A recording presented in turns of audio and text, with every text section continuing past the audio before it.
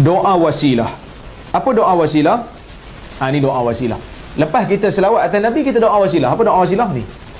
Man qala hina yasma'un nida. Siapa yang mengatakan selepas dia mendengar azan, Allahumma rabb hadhihi ad-da'wati tammah was salatil qa'imah ati Muhammadanil wasilata wal fadilah wa ba'athhu maqaman mahmudan alladhi wa'adtah.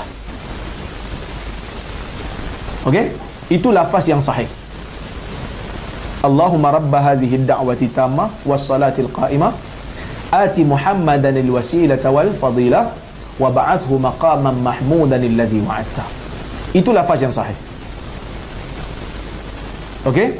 Cumanya dalam kitab-kitab fiqh ditambah wad darajatar rafi'ah wasyarafa wad darajatar rafi'ah.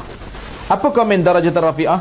Al-Imam As-Sakhawi kata, saya tidak menjumpai dalam mana-mana riwayat. Ibn Hajar mengatakan tidak ada dalam riwayat Bukhari dan sunan-sunan yang lain disebut darajatar rafi'ah. Maka tak payah sebutlah.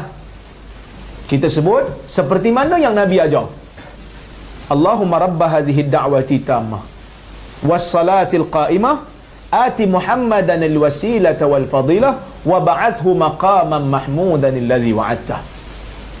Cuma kita tambahkan innaka la tukhliful mi'ad. Tetapi tambahan itu tidak sahih kerana ia datang daripada riwayat Ali bin Ayyash. Ali bin Ayyash meriwayatkan daripada Syu'aib bin Abi Hamzah daripada Muhammad ibn Munkar daripada Jabir. Tetapi riwayat yang datang daripada majoriti anak murid Ali bin Ayyash tidak menyebut perkataan innaka la tukhliful mi'ad.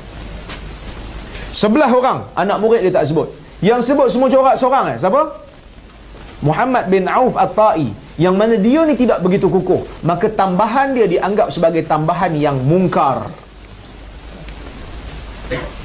Majoriti tak sebut. 11 orang saya sebut. Ali bin al-Madini tak sebut. Ahmad bin Hanbal tak sebut. Abu Zur'ah ad-Dimashqi tak sebut. Muhammad bin Yahya az-Zuhli tak sebut. Al-Bukhari tak sebut. Amr bin Mansur an-Nasa'i tak sebut.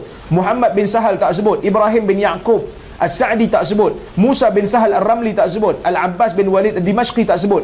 Muhammad bin Abil Husain juga tidak menyebut. 11 orang anak murid dia tak sebut, tak tambah perkataan innaka la tukhliful mi'ad. Tiba-tiba seorang perawi tambah, dan tambahan dia tu pula bukanlah dia tu seorang perawi yang kukuh dalam ingatan. Maka ulama hadis kata tambahan dia ni tidak sahih.